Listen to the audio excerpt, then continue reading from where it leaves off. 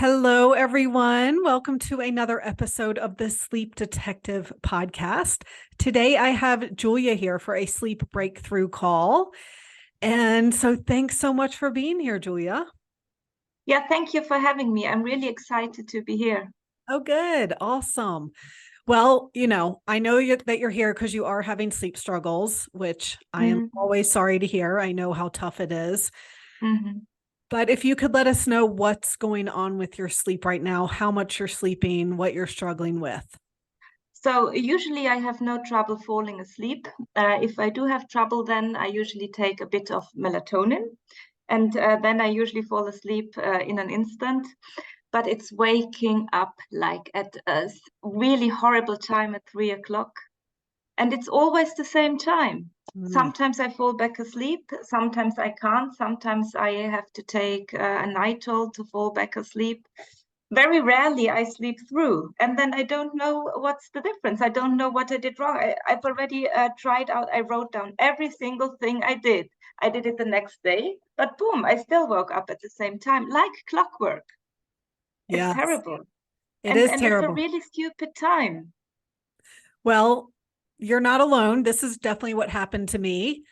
First of all, the waking up at 3 pretty hmm consistently. And then also, like, I remember, having a good night's sleep and then trying to make the next day exactly like the day before when I had a good Yeah. night's sleep. And then you don't sleep well. And it's so frustrating because it's hard to hmm figure out. So, yeah. And you've been struggling with this for a while, right? Yeah, right. For years now.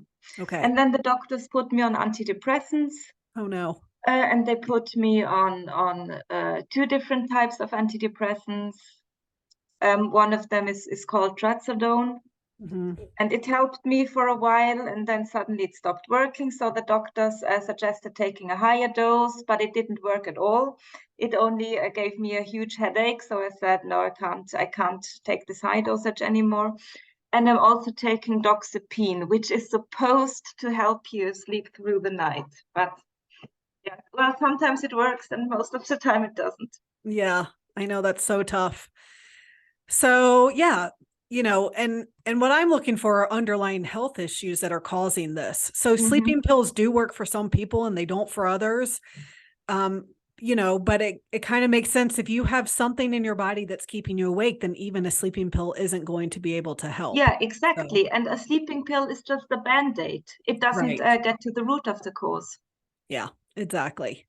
That is true. So have you done anything to try to get to the root of what's causing this? Yeah, I took blood tests. They found out that I'm not taking any vitamin B12. My vitamin B12 levels are crazy high. They are 3 times the size. And my doctor just said, oh, I don't know why that is. And I read on the internet that it can cause sleep problems, but I don't know why. Also, there's something with the liver going on. So the doctor prescribed me milk thistle, Mhm. which I'm taking a high dosage as well, because I had part of my thyroid removed. Half of the thyroid was removed Okay. because I had a overactive thyroid, and the right part was taken out. It was full of nodules and really big. Okay. Good to know. Okay. And yeah, I mean, quite a few of my clients also have thyroid issues, but I don't find that they actually cause sleep issues. It's Mm-hmm. more that the imbalances in your body that are causing your thyroid to be overactive are also causing your sleep issues. And Mm-hmm. of course, an overactive thyroid can actually directly cause sleep issues. Most people I work with have an underactive thyroid or Mm-hmm. hypothyroidism, but it sounds like yours was the opposite. So that can lead Mm-hmm. to sleep issues. But the But reason, my thyroid should be, it's in the normal range now, the yeah, blood count. okay, yeah. Yeah. And, honestly, most thyroid disease is actually autoimmune. Have you heard Mm-hmm. that? Mm-hmm. Yeah. So it's like the body's attacking its own thyroid. And that can happen because of heavy metals or H. pylori infection, which is a type of Mm-hmm. bacteria, or gluten sensitivity. Mm-hmm. So, there are lots of things that can actually cause this autoimmune thyroid disease. that are just imbalances in the body that are also causing insomnia as well. So yeah, so I also found out that I've got histamine intolerance. So that means no tomatoes, no fish, no salami, no chocolate, all of these things. yeah. And they also found out that I've got another thing that's, I'm sure, bothering me with my sleep. It's a dust mite allergy. Mm, And dust mites are usually found in bedding and in linen, and yeah. probably also a Yeah. factor. Yes, definitely. It's all there for sure. Okay, so to dive into this, for a minor thing that you wrote about exercise, that you're exercising about an hour 3 times a week. Mm-hmm. Is that right? Is that pretty strenuous exercise? No, it's dancing. Okay. But are you sweating and your heart rate is up and Yeah, most of the time, yeah. yeah, yeah. I just tend to recommend, and this isn't getting to the root of it, it's just something that can help your body recover, is to, when we're not sleeping, our body's already under a lot of stress. And so strenuous exercise for more than 30 minutes can really stress out the body, cause it to release cortisol, which it's already doing because of all these other imbalances. And so I tend to recommend, 30 minutes, and you could do it more often instead of doing it for a full hour 3 times a week. So Okay. just wanted to throw that out there. Oh, that's a good idea. Yeah. Have you noticed that you sleep better or worse when you do exercise? No, I haven't noticed a difference. Okay. Sometimes people do notice, and I noticed this for myself, that if I did something really strenuous, like I did a really long hike or, a long bike ride, that I actually slept worse that night. Okay.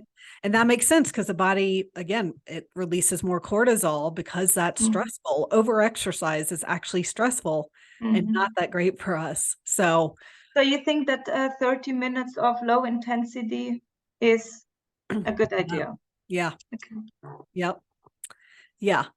Now, when you talk about waking up in the night at 3 o'clock, one of the most common reasons for that has to do with gut health, and especially a pathogen in the gut. Even a parasite is really common. So have you done a lot of traveling? And yeah, I but mean, only in Europe. okay. Yeah. I mean, because I think my parasites came from Asia, but I'll never know because they are also in, Western world countries too. So, but that's just such a common thing that I see. And it might not be a parasite. It could be the bacteria called H. pylori. You mentioned yeast infections, which are from candida. So there's definitely something going on there. Candida is super toxic. It releases this chemical called acetaldehyde, which is just very toxic through the body and hard for it to clear. And it puts this extra burden on your liver. So my guess would be that there's some sort of pathogen. And I know from some of your answers that gut health is an issue for you. Yes, it is. So that doesn't always happen. Like I had a parasite. I didn't have any gut issues that I knew of, but some people do. And so then we know for sure that gut health is playing a role. So that would be the case for you. And what's interesting about candida is that it actually feeds off of larger infections like a parasite or bacterial overgrowth. So this is why, have you ever done anything for candida? Yeah, I reduced, I didn't eat any sugar, I didn't eat any carbohydrates, and I also took some probiotics, and yeah, it helped. Yeah. But then you are on holiday and you get back to your old habits. Right. Yeah. And yeah, candida thrives on sugar. So most anti-candida diets say no sugar, which is fine. But if there is a bigger infection that's feeding that candida, then it's not going to be enough to help because it's still getting all this food. So I think a lot of people don't know that. And so you actually want to address the other pathogens first before candida. But how these pathogens affect sleep is that they are nocturnal. So they're most Yeah. active in the middle of the night, Yeah. especially around 3 or 4. And so, Mhm. so someone waking up at that same time every night, it's likely something going on there. So I would definitely recommend testing to, doing a stool test, looking at gut health to see what's living in your gut and see what's Mhm. need to be addressed there. Yeah. And then, another And if way. I may Yeah. also say, if I don't take the highest dosage of milk thistle for the liver, then I also sleep worse. Mm, And what's also very interesting, whenever I eat something or a larger meal, I usually get heart palpitations, which okay. is really, really, no one can help me with that. Yeah. Yeah. So, yeah, to bring up liver health too, I mean, what's happening is that these pathogens are putting this extra burden on your liver too. Mm-hmm. They're most active in the middle of the night, which is also when your liver is most active, trying to clear out Yeah. toxins. And so, yeah, those pathogens are creating all these toxins. It puts this extra burden on your liver. Your liver can't Mm-hmm. handle it all. So the toxins end up circulating around, which Mm-hmm. causes all this inflammation, which causes your body to release cortisol, which is going to wake you up. So Mm-hmm. I would imagine that if you did a cortisol test, that your cortisol would be really high in the middle of the night. Have you ever Mm-hmm. done anything like that? No, I Yeah. think you'd have to be in hospital or something, and they wake you up, I think at night or so. And it's really it's not done here in Europe. We are Yeah. so backwards. I know I've worked with quite a few clients in Europe doing these functional lab Oh, tests. Yeah. I think because it is more well known and there are more people doing it in the United States. So it's definitely possible to do that for sure. But yeah, it would be really interesting to see what your cortisol is doing and if it's spiking at night, as I mhm. believe that it would be. So yeah, so milk thistle is great. There, you do want to be minimizing toxins in general, and I can send you a list of how to do that and other ways to support your liver. And milk thistle is a great first start, but really your liver isn't going to be able to recover if there are pathogens that are releasing all these Right. toxins. So Hmm. yeah, so dealing with gut health is definitely important as well. And then the last thing I was going to say is that it looks like you have some signs of blood sugar imbalance, Oh, which, okay. yeah, which even can happen even if you're eating really well, and not eating a lot of sugar and trying to balance your meals and things like that from not sleeping. Um, that can lead to blood sugar issues because blood sugar is regulated while we sleep. So Hmm. I have a lot of clients who are eating really well and still have blood sugar issues. So I can send you some information about that too. And I've done, some That would podcast be great. episodes about that Hmm. as well. But how to test and see what your blood sugar levels are, and then what you can do if they are out of balance. So have you ever, like, blood work should show your glucose levels, and it might be in a I different. once had a really bad under sugared. I had my daughter had to call the emergency, Oh, and they came and they had a level of 42. okay. And it was, and the normal one is if you haven't eaten anything, then it should be 80, Wow. between 80 and 120. And I was lying on the floor, I was shaking, and I had heart palpitations, and I felt really weak and dizzy, and they helped me. But of course I don't know what it's like at night, because Right. then I just lay in bed and I think, oh no, not again. Right. Right. Yeah. So yeah, because when blood sugar drops too low at night, that can also, like, your body releases cortisol because that gives your body glucose. It gives it that energy that it wants to raise your blood sugar again, So do because you that's think I going to should wake you up. get a toolkit to test myself at night when I wake up?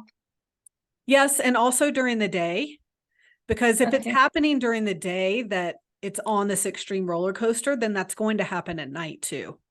Hmm. So yeah, and then you can kind of play with, if it is really out of balance during the day, then make some diet changes, maybe take a supplement, and see what meals work best for you to keep your blood sugar more even keel during the day. And then it will stay more even keel at night as well. So what do you suggest? Reduce carbohydrates or? Yes, in general, but it's really more, I mean, I believe in finding each person's ideal diet. So some people are better off being low carb. Some people actually aren't. They need more carbohydrates. So it depends on your body as to what you need. But typically, I mean, even if you are more of a carbohydrate person, you still need fat and protein with every meal. Yeah. And so that's going to help slow down that blood sugar spike from eating. And then there are other tips too that I can send you, like eating foods in a certain order. So eating vegetables first, then protein, then carbohydrates. Okay. Yeah. Having apple cider vinegar with water before meals, that's shown to lower blood, that blood sugar spike, as well as helps with digestion too. So has a couple benefits. Yeah. So I'll send you some of those tips and you can see if that's an issue for you. But it seems like from some of your answers of like, getting lightheaded and dizzy if you go too long before eating and things like that, that blood sugar could be an issue. Okay. And it's, I think a lot of people are surprised because, we think of that as like something that obese and overweight people have an issue with, but 30% of people at a healthy weight still have blood sugar and insulin issues. That's a lot. Yeah. Yeah, exactly. So I know it's easy, if you're normal weight to think, oh, that doesn't apply to me, but it still definitely could. So I'll definitely have a look into it. yeah. Yeah, so those are the main three things I would recommend are looking at blood sugar, looking at gut health, and then just modifying exercise and seeing just if that helps with your stress response in general. It's just going to help your body not be as stressed when it's already under a lot of stress and be able to recover. Wow, thank you so much, Martha. Yes, you're welcome. I mean, the doctors here, they don't help you. They just prescribe you more sleeping pills, but they never look at the root of the cause, right? It's the same here. Yeah. Unfortunately, that's what doctors are trained to do. They're trained to diagnose something and then prescribe something. So yeah. So luckily there is this big movement in functional health and alternative health that is looking at the root cause of why these things are happening. Yeah. Awesome. All right. Well, thank you so much for being on. It was great to meet you and let me know how things go. It was great to meet you too, Martha, and thank you so much. And I'll definitely try everything out what you suggested. Okay. Awesome. And I'm wearing already blue light blocking glasses. Yes. Because it's almost nighttime here. Yes, you're doing all the right things. So, yep, but there's definitely something more going on to get to the bottom of for sure. Great. Thank you so much, Martha. Have You're a nice welcome. day. You too. Thanks. Bye. Bye.